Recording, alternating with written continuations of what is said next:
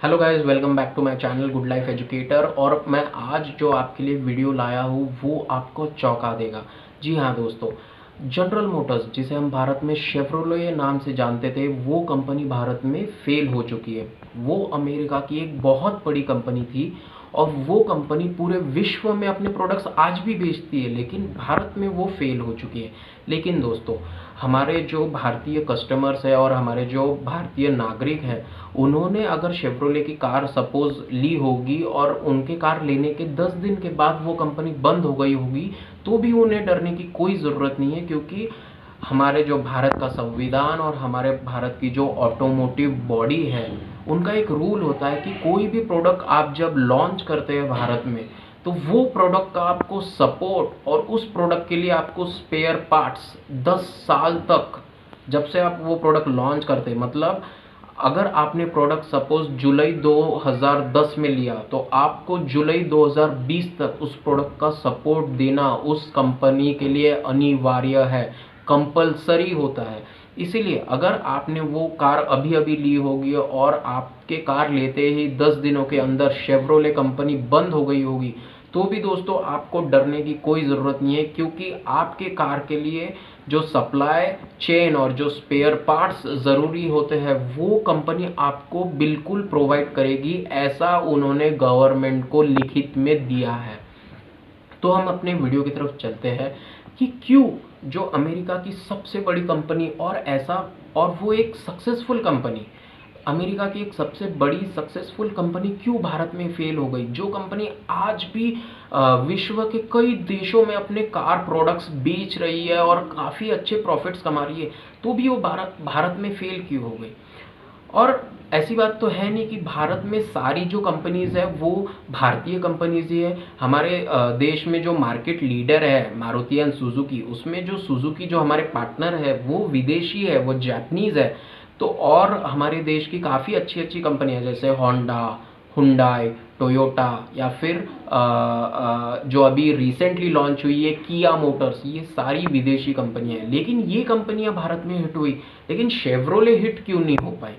तो देखिए दोस्तों, शेवरोले के फेल के पीछे कई रीज़न थे और उनमें से एक था कि अगर आप अमेरिकन कार ब्रांड है और जब आप भारत में आते हैं, तो देखिए अमेरिकन पीपल और भारत का जो पीपल का जो माइंडसेट है, इनके लोगों का जो सोचने की मेंटालिटी है, जो उनकी सोच है, वो अलग होती है। ठीक है, अगर सपोज आपकी या फिर एक मेरी कंपनी है जो भारत की कंपनी है और हमें हमारे प्रोडक्ट्स किसी दूसरे देश को एक्सपोर्ट करना है, तो सबसे ज़्यादा इंपॉर्टेंट क्या होता है कि जब हमने हमारा प्रोडक्ट दूसरे देश में लॉन्च किया, तो लॉन्च होने के बाद वहाँ के लोग उस प्रोडक्ट के बारे में क्या प्रतिक्रिया देते हैं, क्या फीडबैक देते हैं, वो बहुत इंपॉर्टेंट होता है। कि क्या उन लोगों को हमारा प्रोडक्ट पसंद आ रहा है, क्या क्वालिटी पसंद आ रही है, या फिर हमें और इम्प्रूव करने की ज़रूरत है। तो फीडबैक काफ़ी मैटर करता है दोस्तों। तो शेवरोले मोटर्स के अगर देखिए, शेवरोले मोटर्स ऐसा तो नहीं था कि अगर वो आई, मतलब वो आई 2 साल में और चली गई, ऐसा नहीं था। वो आई, उनका 1-2 मॉडल काफ़ी हिट भी हुआ और वो भारत में 10 से 12 साल रही और उसके बाद वो फेल हुई भारत में। तो देखिए दोस्तों, उनको फेल क्यों हुई, क्योंकि उन्होंने भारत की जो पब्लिक का जो माइंडसेट था वो नहीं पकड़ा। तो आप बोलेंगे कि अगर मुझे अपनी कंपनी किसी बाहर देश में ले जानी है, तो मैं पब्लिक का माइंडसेट कैसे पकड़ूं। तो दोस्तों देखिए, आपको जिस भी देश में अपनी कंपनी लॉन्च करनी है, या फिर वो शेवरोले को, जैसे भारत का केस है कि उनको भारत में अपनी कंपनी के प्रोडक्ट्स बेचना था और प्रॉफिट्स कमाने थे, और उन्हें अपने कंपनी का एक प्राउड फीलिंग चाहिए थी कि हाँ, हमने जो भारत, जो कि आज दुनिया का सबसे तेज़ी से बढ़ता हुआ देश है, हमारा भारत आज दुनिया का सबसे पावरफुल इमर्जिंग मार्केट है। सोचिए, इतना बड़ा मार्केट, कोई भी कंपनी, वो अगर आप एक विदेशी कंपनी है तो आप भी हमारे भारत में आना चाहेंगे, और हमारे जो पब्लिक है, जो हमारी यंग पब्लिक है, क्योंकि भारत की मैक्सिमम पब्लिक तो यूथ है, तो अगर यूथ, आप हमारे यूथ को मैक्सिमम प्रोडक्ट्स बेच के अपने कंपनी को इस भारत में जमाना चाहते हैं, तो देखिए दोस्तों, आपको हमारा माइंडसेट समझना होगा।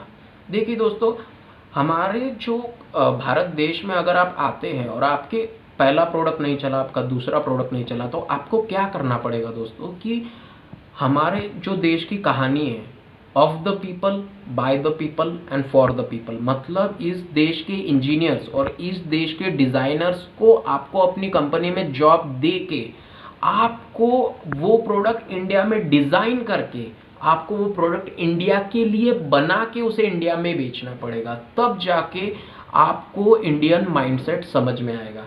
क्योंकि देखिए दोस्तों, आज हमारी जो भारतीय कंपनी है टाटा कंपनी, वो लंदन की जो original company Jaguar land rover को ओन करती है। हम उसके मालिक हैं, हमारी टाटा ग्रुप उसका मालिक है, और ये कंपनी दुनिया की सबसे अच्छी लग्जरी कंपनीज में आती है।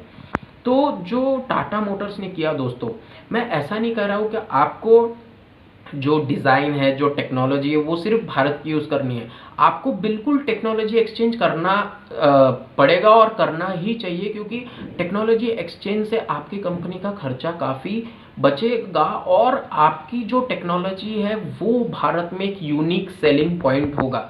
तो आपको दोस्तों क्या करना होगा, अगर आपकी कंपनी भारत में आ रही है या फिर आप अपनी कंपनी को भारत से किसी और देश में एक्सपोर्ट कर रहे हैं, तो आपका अगर वहाँ पे प्रोडक्ट नहीं चलता तो आपको वहाँ के लोगों का फीडबैक लेना पड़ेगा और वहाँ के जो अच्छे इंजीनियर्स हैं और अच्छे डिज़ाइनर्स हैं और अच्छे वर्कर्स हैं, उन्हें अपने कंपनी में जॉब दे के आपको उन लोगों के लिए उन्हीं के हाथों से प्रोडक्ट बनाना पड़ेगा, और तब जाके आपकी कंपनी हिट होगी।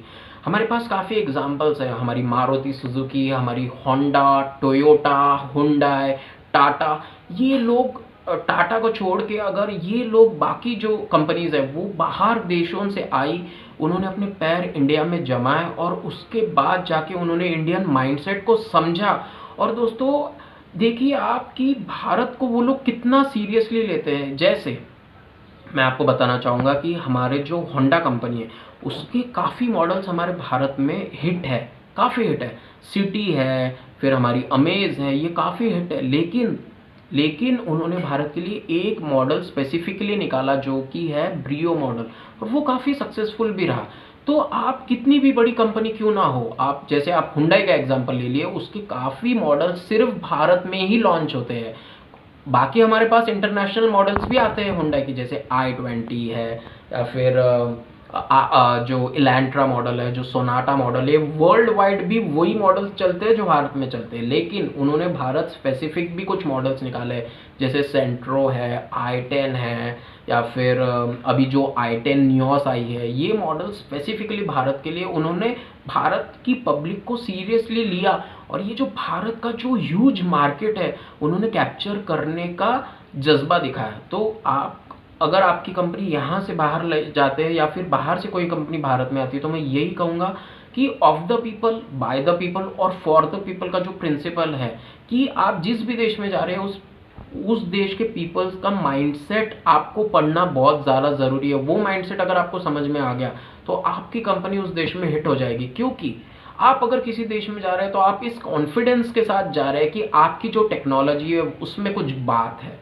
ठीक है दोस्तों, तो ये वीडियो मैं यहीं पे ख़त्म करता हूँ। मैं आपके कमेंट्स का बेसब्री से इंतज़ार कर रहा हूँ, और this is Nishant Vaidya signing off. Please be safe and sound and healthy, और कमेंट्स का मुझे इंतज़ार है, तो प्लीज़ कमेंट। Thank you.